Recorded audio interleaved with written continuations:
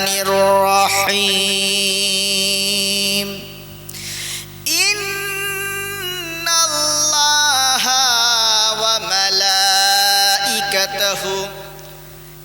يصلون على النبي يا أيها الذين آمنوا صلوا عليه وسلموا تسليما اللهم صل على محمد كما صليت على إبراهيم وعلى آل إبراهيم إنك حميد مجيد اللهم بارك على محمد وعلى آل محمد كما باركت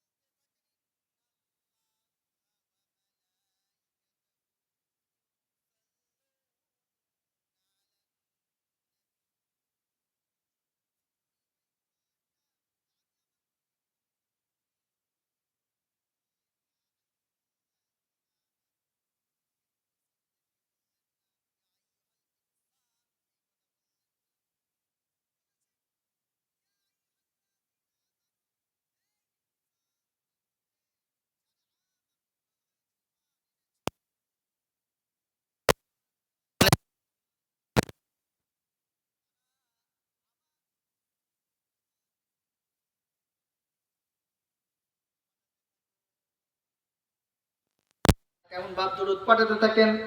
আল্লাহ পাক কোরআন কারীমের মধ্যে বলেন, কোরআন কারীমের মধ্যে ঘোষণা, কোরআন কারীমের মধ্যে দরুদ দিয়ে দিয়েছেন, আল্লাহুম্মা সাল্লি আলা মুহাম্মাদ কামা সাল্লাইতা আলা ইব্রাহিম ওয়া আলা আলি ইব্রাহিম ইন্নাকা হামিদুম মাজিদ। পড়ুন না, বসে পড়ুন সবাই। আল্লাহুম্মা সাল্লি আলা মুহাম্মাদ ওয়া আলা আলি মুহাম্মাদ কামা সাল্লাইতা আলা ইব্রাহিম ওয়া আলা আলি ইব্রাহিম ইন্নাকা حميد مجيد اللهم بارك على محمد وعلى آل محمد كما باركت على إبراهيم وعلى آل إبراهيم إنك حميد مجيد আমার আল্লাহ কত বড় গফুর, কত বড় রহমান ও রহিম। তিনি বলেও দিচ্ছেন আর শিখিয়েও দিয়েছেন, হ্যাঁ কি না? তিনি বললেন আমার রসুলের উপর দরুদ পড়ো। কে বলছেন? আল্লাহ বলছেন। কেমন ভাব পড়বে সেটাও শিখিয়ে দিয়েছে। যেটা বলুন না সুবহানাল্লাহ। সুবহানাল্লাহ বলতে হয়, এখানে বলতে হয়, এতে তো অটোমেটিক সুবহানাল্লাহ বেরো। আল্লাহ বলছেন আল্লাহুম্মা সাল্লি আলা মুহাম্মাদ ওয়া আলা আলি মুহাম্মাদ কামা সাল্লাইতা আলা ইব্রাহিম ওয়া আলা আলি ইব্রাহিম ইন্নাকা হামিদুম মাজিদ। দুটো নবীর উপর দরুদ পাঠাতে হবে। যাই হোক, আমরা দরুদ পাঠালাম, তো যিনার উপর দরুদ পাঠালাম আমাদের রসুল হুজুরে পাক সাল্লাল্লাহু তাআলা আলাইহি ওয়াসাল্লাম, ওনার উপরে যে দরুদ আমরা পাঠালাম, এটা আমাদের দরুদ পাঠানোর কর্তব্য আমরা পৌঁছে দিলাম। আমাদের ক্ষমতা আছে যা পৌঁছে দেওয়ার? আমাদের ক্ষমতা আছে কি পৌঁছে দেওয়ার? পৌঁছে দেওয়ার ক্ষমতা নেই। আমরা কাকে বলি? আল্লাহকে বলি, তাই তো? আল্লাহকে বলি। ভাইয়েরা আমার, খুব গৌর করে শুনুন। আজকের দিনে আমাকে ডাকা হয়েছে এবং ভাইরা খুব উদ্বুদ্ধ যে কোরআন হাদিসের কিছু কথা শুনব বা আমাকে বিষয়বস্তু বলে দেওয়া হয়েছে। অনেকে হয়তো প্রশ্ন করতে পারেন আপনারা অনেক হয়তো আমাকে প্রশ্ন করতে পারেন, অনেক আপনারা চিনেন। আমার আব্বার নাম ছিলেন, আমার আব্বা হুজুর ছিলেন সৈয়দ মৌলানা আব্দুল ফাত্তাহ সাহেব রহমাহুল্লাহ। উনি পর্দা নিয়েছেন, যাই হোক ইন্তেকাল করেছেন আজ 4 বছর হয়ে গেল। 4 বছর হয়ে গেল। উনি সহি আকিদায় আহলে সুন্নাতুল জামাতের উপরে চলতেন। সহি আকিদায় আহলে সুন্নাতুল জামাতের উপরে চলতেন। যতটুকু সহি পেয়েছে ততটুকু গ্রহণ করেছে। একটা উদাহরণ দিচ্ছেন, যেমন গুরাকুল আর পান। উনি সব থেকে পান বেশি খেতেন, সবসময় পান খেতেন। তা একসময় দেখা গেল আমিও পান খেতাম, তা একসময় দেখা গেল আমাকে বললেন, আব্বা বলছেন যে বাবা আমি পান খাওয়া ছেড়ে দিচ্ছি, পানের বাটাটা পানিতে ফেলে দিয়ে এসো। পানের বাটাটা, এটা গল্প করছি না, বারহাক কথা, হাকিকাতের কথা বলছি, পানের বাটাটা ফেলে দিয়ে এসো। তুমিও পান খাবে না আর লোককেও পান খাওয়াবে না, কেন এটা ক্ষতিকারক, এটা আমাদের চলবে না, গুরাকো আমাদের চলবে না। ওই যে তওবা করলেন, একবারে ইন্তেকাল পর্যন্ত কোনোদিন একবারও নেননি। সুবহানাল্লাহ বলুন। তাহলে ওনার কাছে যখন এসে গেল সহিটা, উনি তখন কি করলেন? কবুল করেছেন। কথা বোঝা গেল? সবাই সব কিছু জানা অসম্ভব ব্যাপার। আপনি একটা মরিচিকাওয়ালা যে লোহাটা, সেটাকে ঘষতে ঘষতে চকচকে হতে, হ্যাঁ কি না? হাদিস আপনি সবসময় একদিনে কি শেষ করতে পারবেন? পারবেন না। এই যে কিতাব হাদিস লিখেছেন, ওনার কিতাব লেখা আছে কিতাবুত তাওহীদ। এই কিতাব যদি লক্ষ্য করেন, এই কিতাবের মধ্যেও যদি লক্ষ্য করেন, তাহলে ওনাকে আপনারা চিনতে পারবেন। ওনার কিতাব আরেকটা আছে নবী সম্রাট। এই নবী সম্রাট কিতাব, এটাও যদি লক্ষ্য করেন ওনাকে চিনতে পারবেন। যাই হোক, আমরা ওনার কথা বলতে চাচ্ছি না এখন। বাস্তবে আমি উদাহরণ দিলাম এটা, যে আমাদের কাছে আলেমরা ছিলেন, কিন্তু সে আলেমদেরকে আমরা মান্য করি না।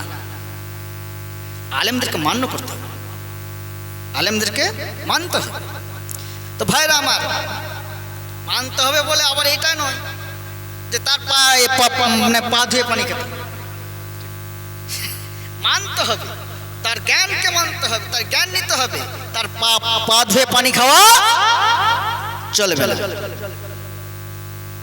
আমার আব্বা খুব কঠোর ছিলেন। যাই হোক, আপনাদেরকে দেখে খুব ভালো লাগছে, আপনারা এসেছেন এই উদনা দরবারেতে। আজকে আপনাদের বিষয়টা, আমি যে বিষয়ে আলোচনা করব সেটা হচ্ছে এটাই, সহি আকিদায় আহলে সুন্নাতুল জামাত। সহি আকিদা তো অনেক রকম বেরিয়ে গেছে, হ্যাঁ কি না? এ বলছে আমি সহি, ও বলছে আমি সহি, সে বলছে আমি সহি। তা কোন দিকে যাব? সবাই দলিল দিচ্ছে, সবাই দলিল পেশ করছে। এখন আপনাদেরকে প্রশ্ন করছি, আপনারা কি করবেন বলুন? এত কিছু তো ফেরকা বেরিয়ে গেছে, সবাই বলছে আমরা সবাই সঠিক। বেরেলভি যান, বেরেলভির হাদিস দেখিয়ে দেবো আমরা সঠিক। ফুরফুরা, তারা বলছে আমরা একটা সিলসিলা তৈরি আছে, আমরা ফুরফুরা সিলসিলা, আমরা সঠিক। তবলিগ জামাত, তারা বলছে আমরা সঠিক। যত রকমের দল বেরিয়ে গেছে, সবাই বলছে আমরা সঠিক। এবার আপনি বলুন, তাহলে আল্লাহ রসুলের কথা কি মিথ্যা হবে? আল্লাহ রসুল বলেছেন কি 73-73টা ফিরকা বেরোবে, তার মধ্যে একটা ফিরকা, একটা দল জান্নাতে যাবে। এটা সবাই জানা আছে, একটা দল জান্নাতে যাবে। সেই দলটার নাম হলো আহলে সুন্নাহ ওয়াল জামাত। কথা বুঝতে পারছেন? কথাটা খুব গৌর করে শুনবেন, আমি এগিয়ে যাচ্ছি সেই দিকে। আহলে সুন্নাহ ওয়াল জামাত যারা নবীর সুন্নতকে, সাহাবা আজমাইনদের সুন্নতকে আঁকড়ে ধরে রেখেছে, এদেরকে বলা হয় আহলে সুন্নাতুল জামাত। বলুন, আহলে সুন্নাতুল জামাত। এটাই হচ্ছে সহি, এটাই সহি আকীদা। সহি আকীদা বলতে এখন বাধ্য হয়ে যাচ্ছে। এই যে আমার ভাই বললেন, আমরা কেরালায় গেছিলাম, কেরালাতে যে দেখছি সমুদ্র আরব সাগরের পাশে একটা কুয়া করেছে। কুয়া করে বলছে এখানে আবে জমজমের পানি আছে, আর এই আবে জমজমের পানিতে যে খাবে, যে লাইবে, তার সব আস্তাগফিরুল্লাহ, আস্তাগফিরুল্লাহ। আমি ডাইরেক্ট ওখানে বলেছি, ডাইরেক্ট ওখানে আমি প্রতিবাদ করেছি শিরক। ডাইরেক্ট আমি প্রতিবাদ করলাম শিরক। তাতে আমার যদি কল্লা চলে যায়, চলে যাবে। এটা হচ্ছে আমার ঈমান। তারপরে আমরা টিপু সুলতান মসজিদে, টিপু সুলতানের কবরে গেলাম। টিপু সুলতানের যে দেখছি কবরেতে যে মেয়ে ছেলেরা জিয়ারতে যাচ্ছে। এক নম্বর তো মেয়ে ছেলেদের জিয়ারত করা হারাম, চলবেই না। অথচ মেয়েরা অহরহ মেয়েরা যাচ্ছে, তারা কবর চুম্বন করছে, কবরে নানা রকম শিরক। বলতে আমি শিরক যখনই বলেছি এসে শিরক করছে, তখনই আমার উপর একটা হামলা আসলো। কথা বুঝছেন? এই ভাই আমার ছিলেন, একটু ঝামেলাটা মিটিয়ে নিল। আমি বলে দিয়েছি শিরক, ব্যাস, এবার ঝামেলা শুরু হয়ে গেল। তো তারপরে দেখলাম ওখানে একটা কিন্তু দেখেছি কেরালাতে, ওখানে সবাই রাফা ইয়াদাইন করে নামাজ। কেরালা বলুন, ব্যাঙ্গালোর বলুন, সবাই রাফা ইয়াদাইন করে। রাফা ইয়াদাইন নামাজ পড়া কোনো অসুবিধা নেই, অসুবিধে কিছু নাই। এর সওয়াব বেশি হবে, যেটা কোনো সওয়াব বেশি হবে, 10 টাকা সওয়াব বেশি হবে। সহি হাদিস,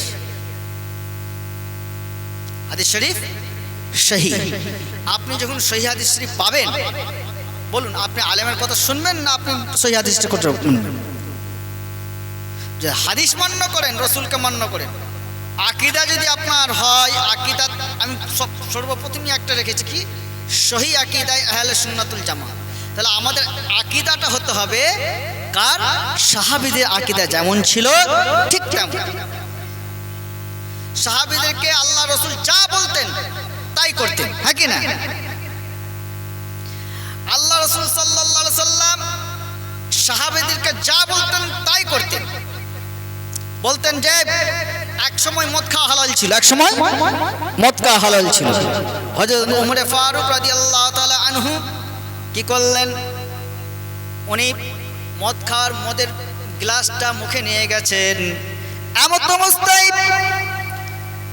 অবস্থায় হযরত ওমর ফারুক রাদিয়াল্লাহু তাআলা আনহুর কাছে খবর আসলো যে আল্লাহ রসুল মানা করেছেন, আল্লাহ রসুল বলেছেন যে মদ হারাম, আল্লাহ রসুল বলেছেন মদ হারাম। সঙ্গে সঙ্গে ওমর ফারুক রাদিয়াল্লাহু তাআলা আনহু মুখে তো দূরের কথা, গ্লাসটা ছুঁড়ে ফেলে দিলেন। ওই যে তওবা করলেন, আর সারা জীবন পর্যন্ত একবারও মুখে করলেন না। জোরে বলুন সুবহানাল্লাহ। কার ফয়সালা? নবীর ফয়সালা, শেষ ফয়সালা। নবীর ফয়সালা, শেষ ফয়সালা। আমাদের আকীদা হতে হবে কি? আহলে সুন্নাতুল জামাতের আকীদা। সাহাবীদের আকীদা যেমন ছিল ঠিক তেমন আমাদের আকীদা হতে হবে। হ্যাঁ, সাহাবীদের মধ্যে ইখতিলাফ ছিল, সাহাবীদের মধ্যে ইখতিলাফ ছিল, তা বলে আত্মীয়তা তারা বিচ্ছেদ করে নিল। ইখতিলাফ থাকতে পারে, মতভেদ থাকতে পারে, কিন্তু আত্মীয়তা বিচ্ছেদ করে নিল। আমরা সহি পথে যদি থাকি, যেমন আমাদের 4 ইমাম যারা আছেন, মুহাক্কিক আলেম, মুহাক্কিক ইমাম, এই 4 মাযহাবকে আপনারা দেখবেন, যারা বলে আমরা হানাফি, যেমন আমি হানাফি হয়ে কি করছি? হানাফির বদনাম করছি। কেমন? ইমাম আবু হানিফা কোনোদিন কি বলে গেছেন যে তুমি জুয়া খেলো, তুমি জেনা করো, তুমি জেনাকারীদের সঙ্গে ঘুরো? বলে গেছেন ইমাম আবু হানিফা? ইমামে আজম আবু হানিফা রাহমাতুল্লাহ আলাইহি বলে গেছেন তুমি যাকাত দিও না। ইমামে আজম আবু হানিফা রাহমাতুল্লাহ আলাইহি বলে গেছেন তুমি সদকা করো না, বলে গেছেন। আর আমরা বলি ইমামে আজম আবু হানিফা রাহমাতুল্লাহ, যখনই বলি ইমাম আবু হানিফা রাহমাতুল্লাহ আলাইহির দল, আরে দল সৃষ্টি করো না। ইমাম আবু হানিফা, আমার কাছে ফিকুল আকবার আছে, ইমাম আবু হানিফা রাহমাতুল্লাহ আলাইহি বলছেন আমি নির্ভর করি কোরআন ও হাদিসের মধ্যে। আমি তোমাকে দেখিয়েছি তো, দেখিস ইমাম আবু হানিফা ফিকুল আকবরের মধ্যে বলছেন আমি নির্ভর করি সহি আকীদা অর্থাৎ আল্লাহ রসুলের হাদিস এবং তার কোরআনের উপর।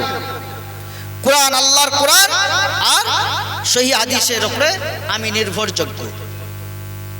আমি আমার মন গড়া কথা বলি না। আমার কথা যদি মিথ্যে হয়ে থাকে, আমার কথা যদি ভুল হয়ে থাকে, তোমরা দেয়ালে আছাড় মেরে দিও। কথা শুনেছেন তো ভাই? সত্য কথা বললে, হক কথা বললে তিতো লাগে, হক কথা বললে তিতো লাগে, এটাই ওয়াজ। ওই টুন দিয়ে আর দিয়ে এসব ছেড়ে দেন। আমরা তো বয়স হচ্ছে, এবার আস্তে আস্তে যাবো তো কবরেতে, আল্লাহর কাছে জবাব দিতে হবে তো।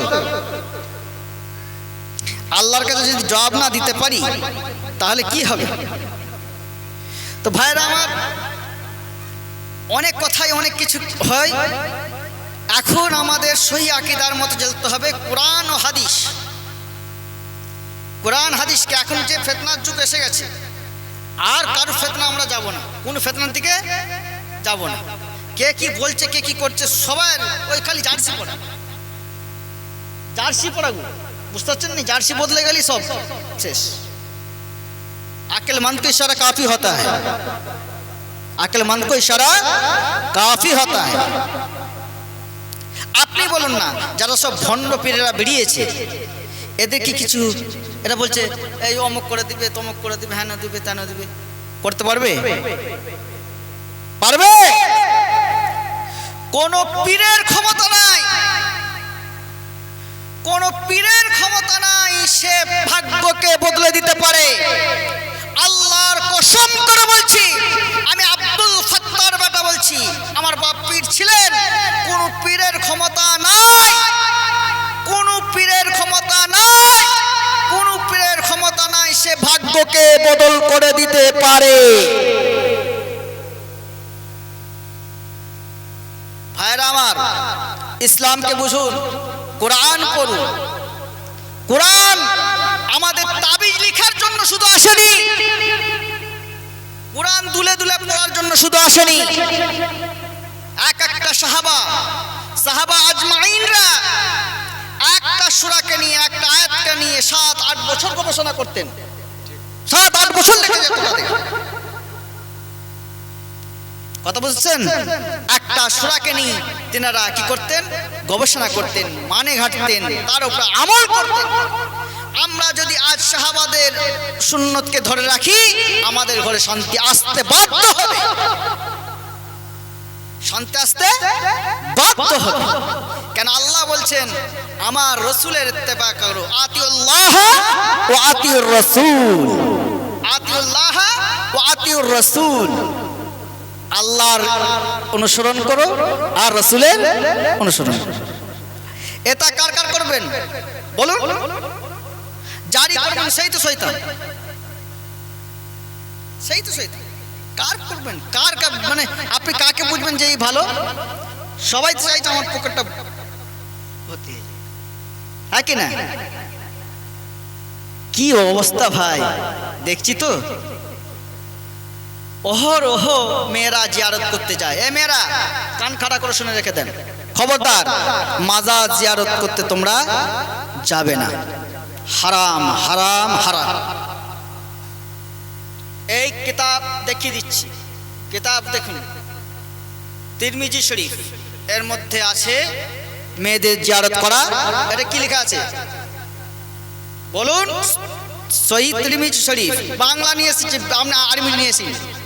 এর মধ্যে আছে মেয়েদের জিয়ারত করা হারাম, এবং মেয়েরা যদি জিয়ারত করতে যায় আল্লাহ তাদেরকে, আল্লাহ রসুল তাদের সঙ্গে তাদের উপর লানত করেছেন, অভিশাপ দিয়েছেন, অভিশাপ দিয়েছেন।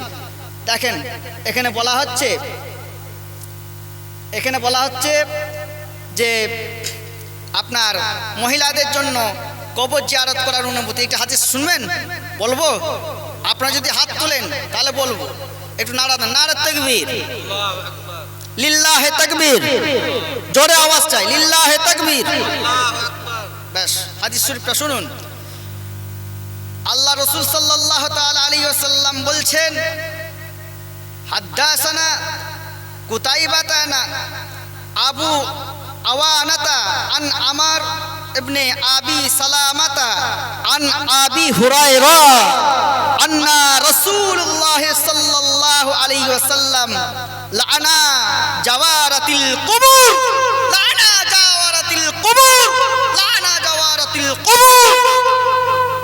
আবু হুরায়রা রাদিয়াল্লাহু তাআলা আনহু হইতে বর্ণিত, মহানবী সাল্লাল্লাহু আলাইহি ওয়াসাল্লাম কবর জিয়ারতকারী মহিলাদেরকে অভিসম্পাত করেছেন, অভিসম্পাত করেছেন, অভিসম্পাত করেছেন, অভিশাপ দিয়েছেন।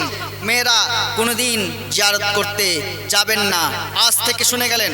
এটা কি দেখালাম? দেখলেন? একটু জুম করুন, জুম করুন, দেখে নেন, জুম করে দেখে নেবেন, দেখে নেন। হাদিস শরীফটা দেখে নেন, রেফারেন্স দিয়ে দিচ্ছি। তিরমিজি শরীফ, সহিহ তিরমিজি শরীফ মানতে হবে তো? না মানলে ঈমান চলে যাবে, না মানলে ঈমান চলে যাবে। দেখেন হাদিস নাম্বারটা দেখে নেন। হাদিস নাম্বার হচ্ছে আপনার 993 হাদিস, হাদিস নাম্বার 993, তিরমিজি শরীফ। এই তিরমিজি শরীফ দেখালাম। এরপরে দেখুন, এরপরে দেখুন আপনার সমস্ত বুখারী শরীফ দেখুন, দাউদ শরীফ দেখুন, সমস্ত শরীফই আল্লাহ রাসূল বলছেন মেয়েদের জন্য জিয়ারত করা চলবে না, মেয়েদের জন্য জিয়ারত করা চলবে না। দেখেন এটা হচ্ছে আবু দাউদ শরীফ, আবু দাউদ শরীফ। এইগুলো দেখেন আমাদের কারা যায়? মেয়েরা বেশি যায় তো জিয়ারত করতে। আজ ফুরফুরাত প্রেগনেন্ট মেয়েরা যাচ্ছে, হ্যাঁ কি না? আজমিরে মেয়েদের ভর্তি, মেয়েদের ভিড় ভর্তি। আপনার যত মাদার আছে সব মেয়েদের ভিড় ভর্তি। আর মেয়েরা তো ওটাই তো চায়, ওদের তো শয়তান তো আগে ঘিরবে গো, বুঝতে পারছেন তো? কি জিয়ারত? জিয়ারত মেয়েরা, মেয়েদের জিয়ারত করা চলবে না। ঘর থেকে আপনি সবরাসীন করুন না, ঘর থেকে দোয়া করুন না আল্লাহর দরবারে। মেয়েদের যাওয়া চলবে না কবরস্থানে, মেয়েদের যাওয়া কবরস্থানে চলবে না। কেন? আমি এই 86টা হাদিস দেখে দিচ্ছি আপনাদেরকে।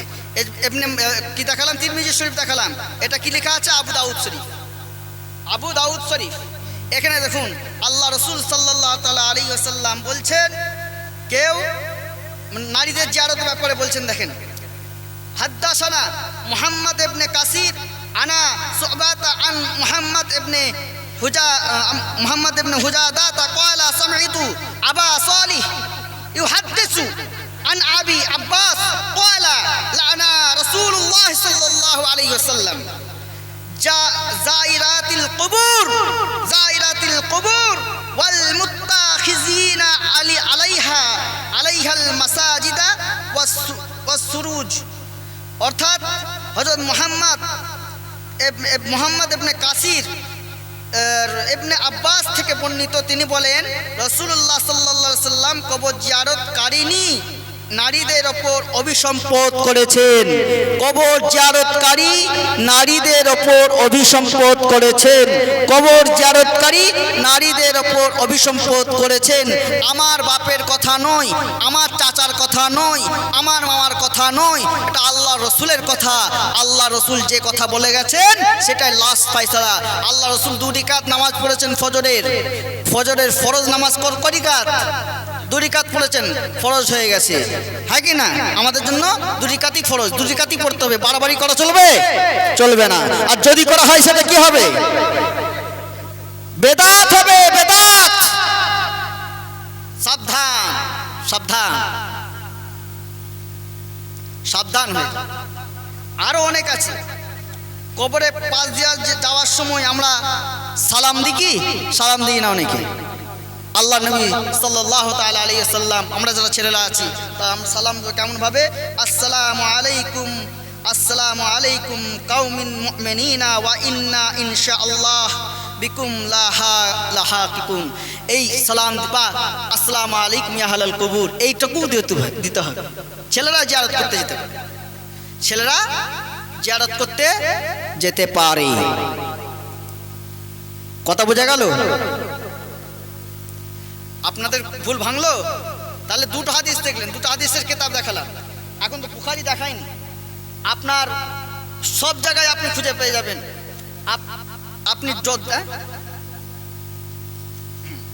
আপনি যত দেখবেন 86টা হাদিসের মধ্যে আছে। এক একটা করে আমি হালকা করে দিচ্ছি ইনশাল্লাহ। একটু আপনাদেরকে ধৈর্য ধরতে হবে।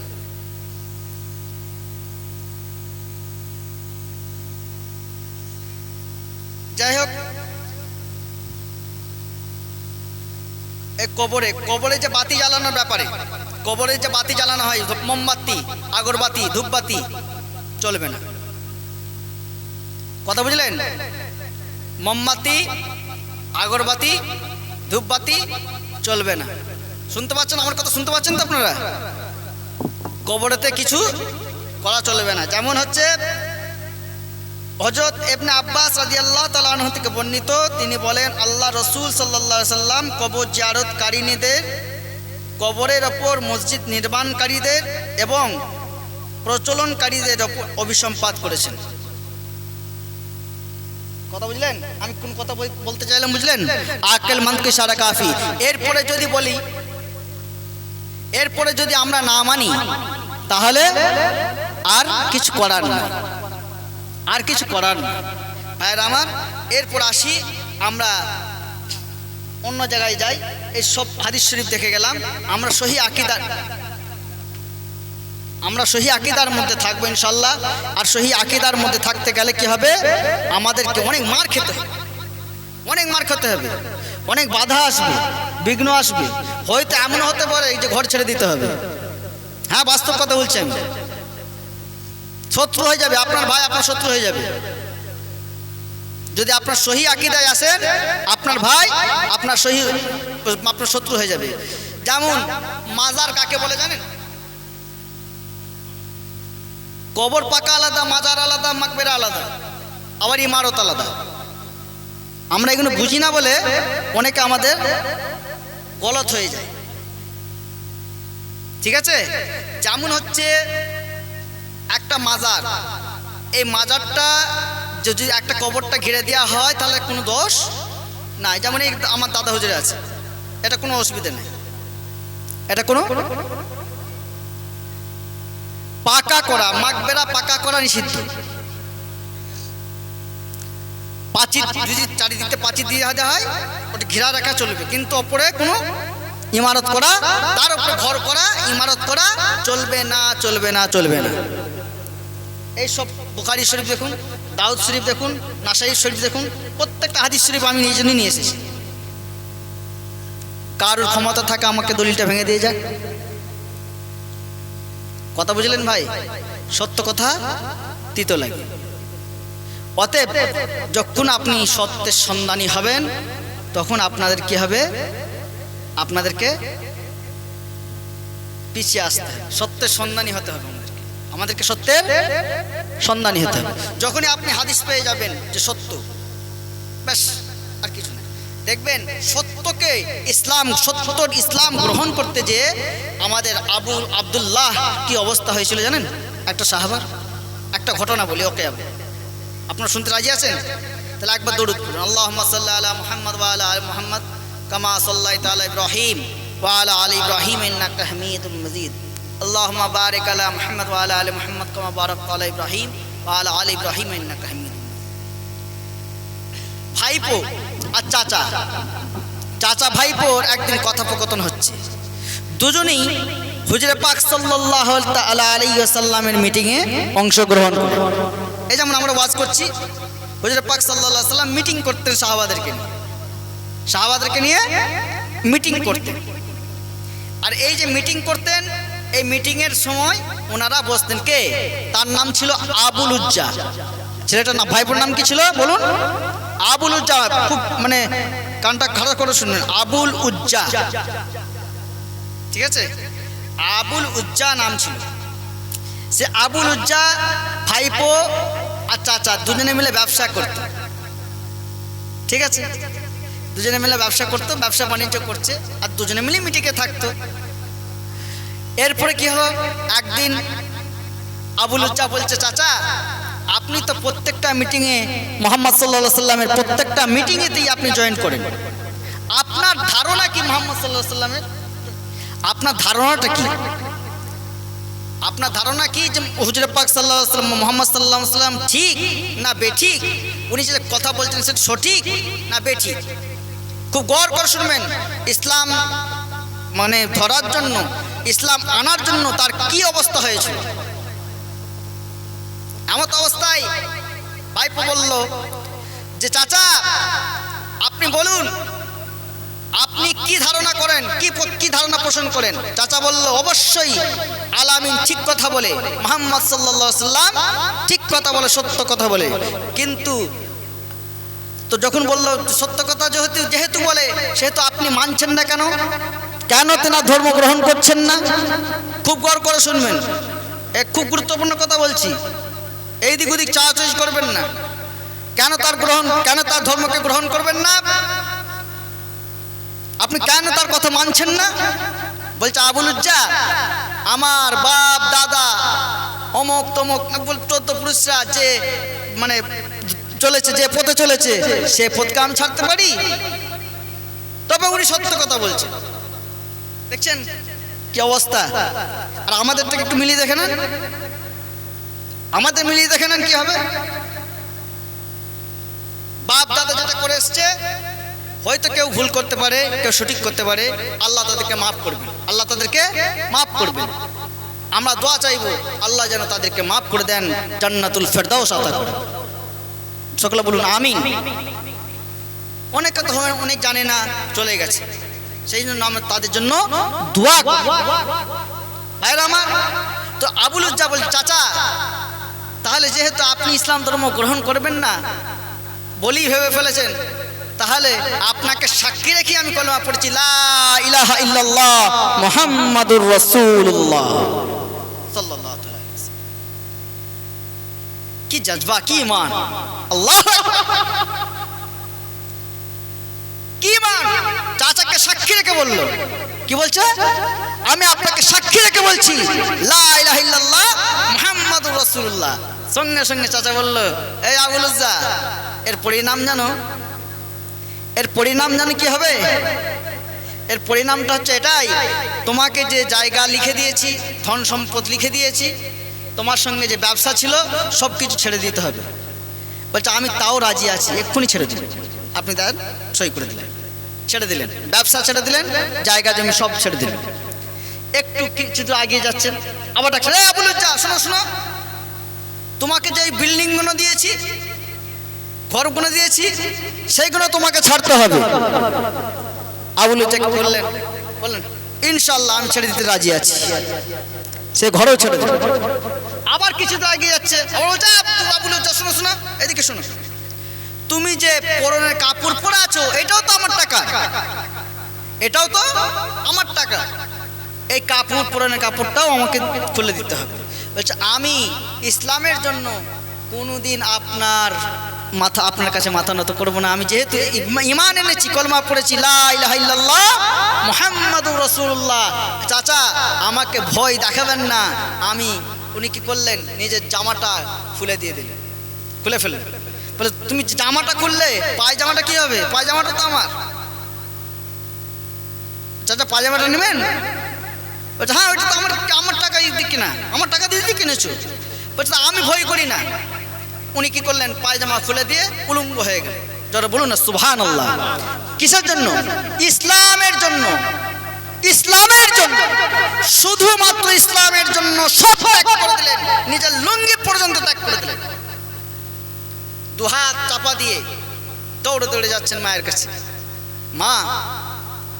মা তো দেখে জওয়ান ছেলে, যুবক ছেলে, মা দেখে চোখে হাত বন্ধ করে, কি হয়েছে অবস্থা বাবা? এরকম অবস্থা কেন তোমার চাচা কি, তুমি কি চাচার সঙ্গে কিছু দুর্ব্যবহার করেছো? না মা, আমার ইসলাম আনার কারণে, আমি ইসলাম আনার কারণে আমার চাচা আমার কাছ থেকে সব ছিনিয়ে নিয়েছে, সব ছিনিয়ে নিয়েছে। এই কারণের জন্য আমি এখন তোমার কাছে এসেছি, তোমার কাছে কি কিছু পাবো? চাদর টাদর কিছু পাবো, কম্বল টম্বল কিছু পাবো, যে এটুকু চাপা দিয়ে অন্তত পক্ষে আমি আমার নবী মুহাম্মদ সাল্লাল্লাহু আলাইহি সাল্লামের কাছে যে পৌঁছাবো। আল্লাহ, মা কি করলেন? একটা ছেঁড়া কম্বল ছিল তার, কম্বলটাকে দু টুকরো করলেন। সে কম্বলটা দু টুকরো করে কোনো রকম ভাবে লজ্জা স্থানটাকে ঢাকা দিয়ে আর একটা কম্বল একটু গায়ে দিয়ে কোনো রকম ভাবে ঢাকা ঢুকে দিয়ে উনি বালি দিয়ে পায়ে হেঁটে হেঁটে যাচ্ছেন। এমত অবস্থায় যখন উনি আসছেন তখন আল্লাহ রাসূল সাল্লাল্লাহু আলাইহি সাল্লাম মিটিং করছেন সাহাবাদেরকে নিয়ে মসজিদ নববীতে। আল্লাহ রাসূল তাকিয়ে আসেন এবং সাহাবাদ মেনরা দেখছেন যে এসেই উনি কি করলেন, চৌকাটে, চৌকাট মানে গেটে, মসজিদ নববী গেটেতে বসে পড়লেন। আর সাহাবীরা একটু বিরক্ত হয়ে গেলেন, ই আবার কি পাগল এসে বসে পড়লো রে বাবা, কথা বুঝলেন, কি পাগল এসে বসে পড়লো। আল্লাহ রাসূল বলছেন, এই সাহাবীরা, একে দেখে খবরদার তোমরা ভর্ৎসনা করো না, খবরদার তোমরা তিক্ততা করো না, বিরক্ত হও না। এর ঈমান, এই যে ঈমান এনেছে, এর ঈমান আনা হচ্ছে খুব কষ্টের ঈমান, খুব কষ্টের ঈমান। আহলে সুফফাদেরকে বললেন, এ আহলে সুফফা, আজকে আবুল উজ্জাকে জিজ্ঞাসা করলো, আবুল উজ্জা তুমি আমার কাছে কেন এসেছো, তোমার এই অবস্থা কেন?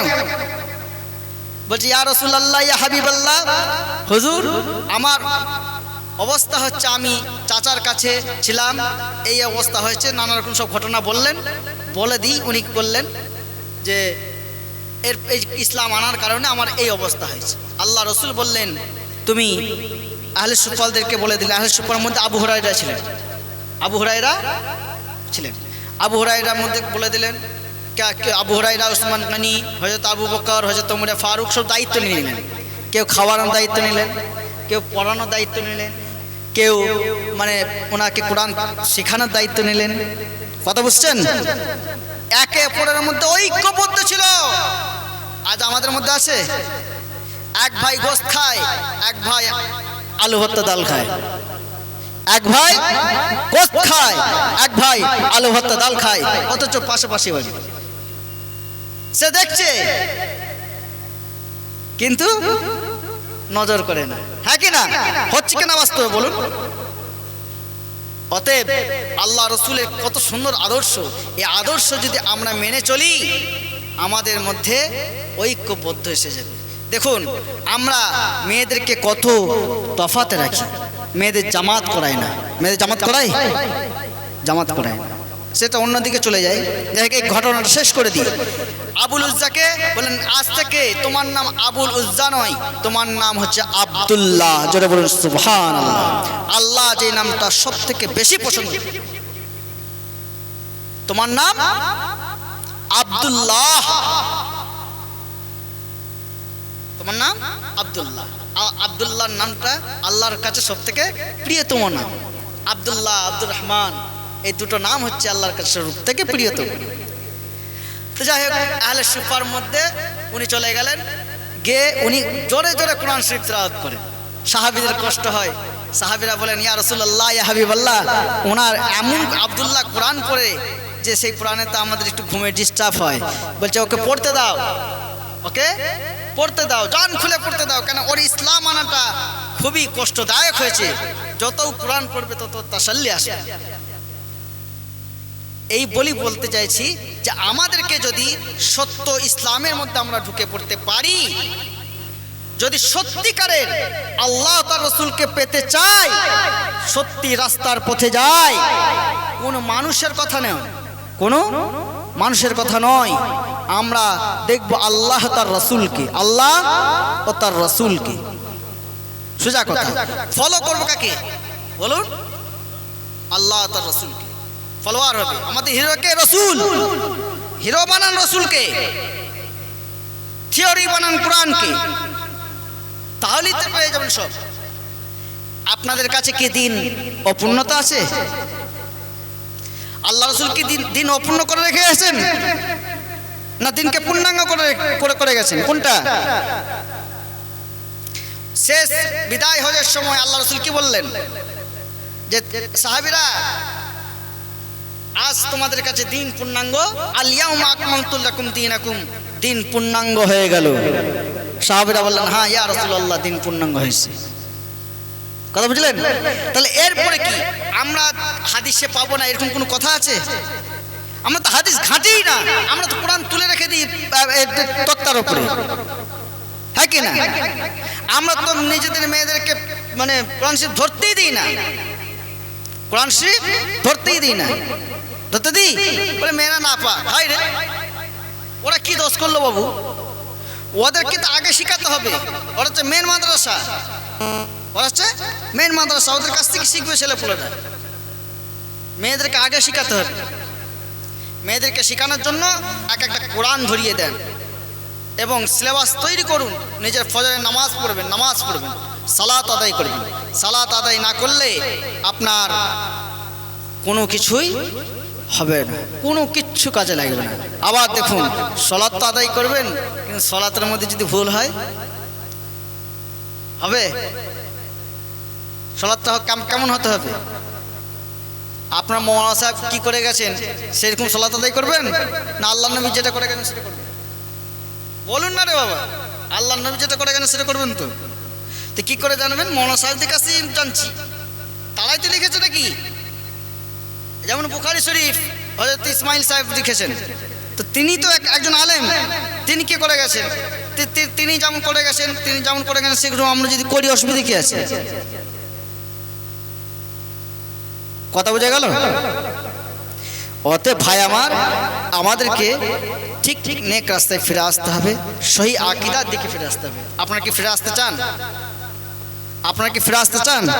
যদি ফিরে আসতে চান তাহলে আপনাদেরকে ঐক্যবদ্ধ থাকতে হবে, ঐক্যবদ্ধ থাকতে হবে। নিজেদের মধ্যে হিংসাহিংসি, নিজেদের মধ্যে বিদ্বেষ, নিজেদের মধ্যে আপনাদের কষ্ট হবে, আপনাদের কষ্ট হবে, অনেক রাহাজানি হবে, অনেক কষ্ট হবে, অনেক কিছু ব্যাপার আসবে।